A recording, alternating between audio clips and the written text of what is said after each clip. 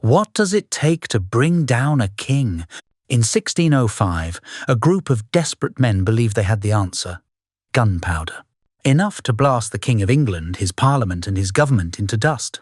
At the heart of the conspiracy was a soldier named Guy Fawkes.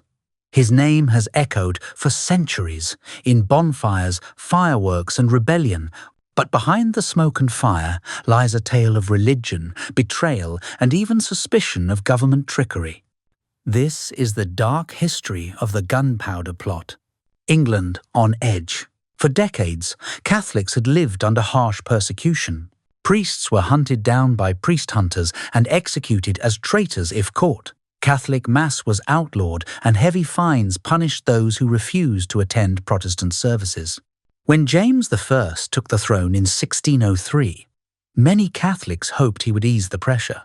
After all, his mother, Mary Queen of Scots, was Catholic. But their hopes were shattered. James not only upheld the anti-Catholic laws, he tightened them. For some, enough was enough. The conspirators. The mastermind was Robert Catesby, a radical Catholic gentleman. He gathered around him a circle of men who shared his desperation. Among them, Thomas Percy, Thomas Wintour, Jack Wright, and Guy Fawkes, an explosives expert. Fawkes wasn't just any soldier. He had fought for Catholic Spain against the Protestant Dutch. He knew how to handle gunpowder, and he knew how to fight a holy war. The plan. Their plan was audacious.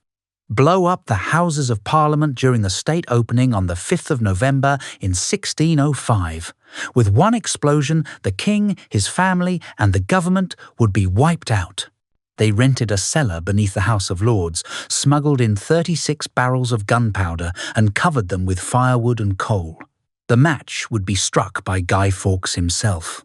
Afterwards, the plotters intended to spark a Catholic uprising and kidnap Princess Elizabeth, James's young daughter, and raise her to be a Catholic queen, placing her on the throne as a Catholic figurehead. It was treason on a scale England had never seen. The letter that saved a king. In late October, a Catholic nobleman, Lord Monteagle, received an anonymous letter warning him to stay away from Parliament. Who wrote it? Many believe it was Francis Tresham, one of the conspirators who feared for his brother-in-law Monteagle's safety. Others suggest something darker, that the government already knew of the plot and the letter was planted to give them a perfect excuse to crack down on Catholics. Either way, the letter reached King James. He ordered the cellars searched. The capture of Guy Fawkes. On the night of the 4th of November in 1605, guards burst into the cellar beneath Parliament. There stood Guy Fawkes, armed with slow matches, guarding the barrels of gunpowder.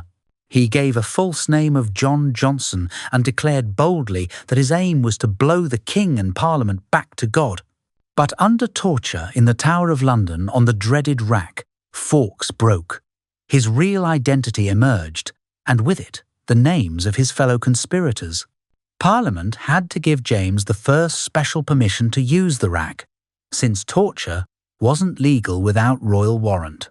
The rack was a bed-like open frame suspended above the ground that was used as a torture device. The end of the plotters, Catesby and several others fled north. But they were hunted down.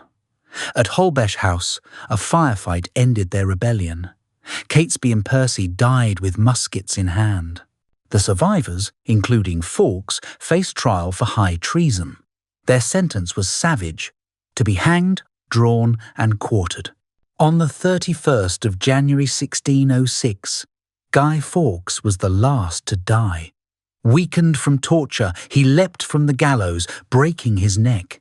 In that final act, he cheated the executioner. The aftermath. The shock of the plot was immense. Parliament declared the 5th of November a day of thanksgiving by law, as the Observance of 5th of November Act 1606, known as the Thanksgiving Act.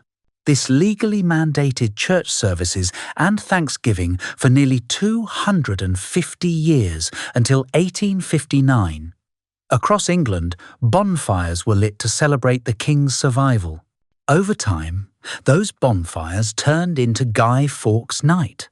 Effigies of Fawkes, and sometimes the Pope, were burned. The word Guy itself came from these effigies, once meaning a grotesque figure, later just man. But for Catholics in England, the consequences were devastating.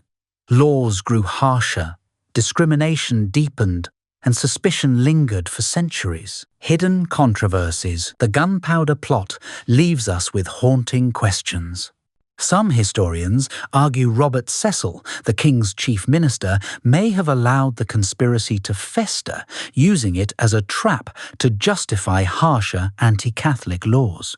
When Parliament later examined the barrels, some questioned if the gunpowder was in good condition, suggesting the powder may have mysteriously decayed, raising doubts about whether it could have exploded at all.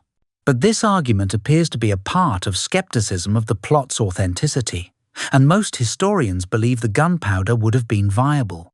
The government exploited the plot to paint Catholics as enemies of the state, fanning anti-Catholic hysteria for generations.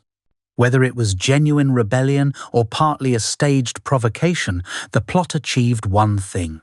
It gave King James the perfect excuse to tighten his grip. Legacy. Guy Fawkes may have failed, but his shadow has never left us. Every 5th of November, Britain still lights fires in memory of the failed plot. But around the world, his name has taken a new meaning.